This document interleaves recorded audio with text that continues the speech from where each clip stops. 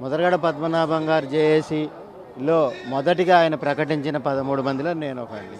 అదేవిధంగా ఆ రోజు వారు ఉద్యమం 2014లో ప్రకటింపజేసేటప్పుడు నేను నెంబర్ 1 ఎగ్జిక్యూటివ్ డైరెక్టర్గా ఉన్నాను. ఆ రోజు దానికంటే ప్రకటన కంటే ముందు దాదాపుగా 5 నుంచి 6 సార్లు వారితో కలవటం. అయితే ఉద్యమానికి సంబంధించిన అంశంలో కిర్లంపూడిలో దాదాపు 5-6 సార్లు కలవటం, చర్చించటం, ఈ విధంగా ముందుకు పోవటం జరిగింది. ఉద్యమానికి సంబంధించిన ప్రకటన 2014లో రాబోయే కాలంలో కాపు ఉద్యమం మరోసారి చేస్తా, కాపు రిజర్వేషన్కి సంబంధించిన అంశంలో తాను ముందుకెళ్తానని హైదరాబాద్ వేదిక ప్రకటింపజేయటం జరిగింది.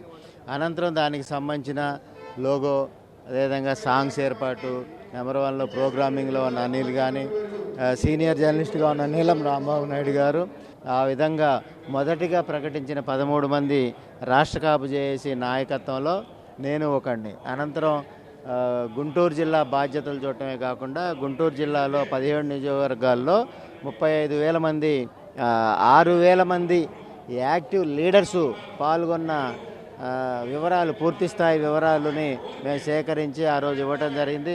దానికి కోఆర్డినేషన్గా మిర్యాల శ్రీనివాస్ గారు గుంటూరు జిల్లా ఆ రోజు మాకు పూర్తిగా సహకరించి పూర్తి స్థాయి సమయం ఇచ్చిన వ్యక్తి మిర్యాల శ్రీనివాస్ గారు వీరే.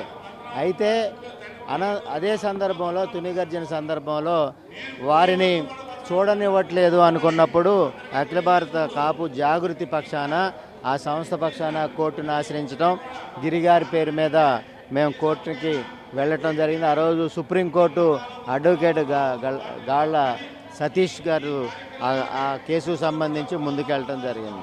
అదే సందర్భంలో ఏదైతే తుని గర్జన సందర్భంగా రాష్ట్ర వ్యాప్తంగా జరిగే ఉద్యమాలలో కాపు యువకుల్ని, కాపు సోదరుల్ని సమాచారం లేకుండా అరెస్ట్ చేస్తున్న నేపథ్యంలో రాజ్యాంగం కల్పించిన హక్కు తప్పనిసరిగా అమలుపరచాలి, నోటీస్ ఇవ్వాలి. అరెస్ట్ చేసేటప్పుడు సెక్షన్ 41 తప్పనిసరిగా నోటీస్ ఇచ్చినాకనే మా కాపు సోదరులకు సంబంధించిన అంశాలను అరెస్ట్ చేయాలని చెప్పి కాపు జాగృతి పేరు మీద నేను గౌరవ హైకోర్టుని ఆశ్రయించడం జరిగింది.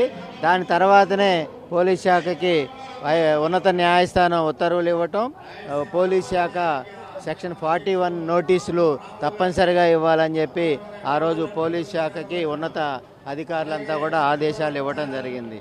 వారు 1990 నుంచి కూడా కాపు రిజర్వేషన్ కావాలి, కాపు, తెలగ, బలిజ, ఒంటర్లు ఈ కుటుంబాలు పూర్తి స్థాయిలో రాష్ట్రంలో వెనకబడి ఉన్నారు.